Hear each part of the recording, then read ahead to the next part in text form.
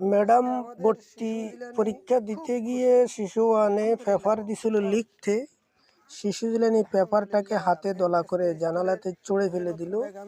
অমনি ম্যাডাম আবার হাতে ধরলো। তো অনেক বুঝিয়ে শুনিয়ে তারপরে তাকে ভর্তি করালাম। সে ছোটকাল থেকে আরো ছোট থাকতেই বলতেছে আমি স্কুলে যাব না, কলেজে যাব না, আমি আপনার রুমে বসে থাকবো, ওই যে আমার যে সাধনার রুমটি রয়েছে ওখানে থাকবে।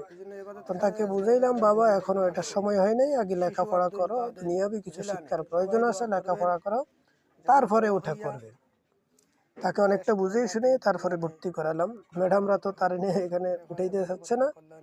তারপরে অনেক বুঝিয়ে শুনে তাকে শিশু ক্লাস 1-এ ভর্তি করে আসলাম। আর তাকে বললাম বাবা এগুলি এভাবে করা যাবে না, সুন্দরভাবে লেখাপড়া করবে। তবে এটা শুনে আমি ছোটবেলা আমার গাউসে পাক আব্দুল কাদের জিলানীর শিশুকালের কথা আমার মনে পড়ে গেল, এই আর কি।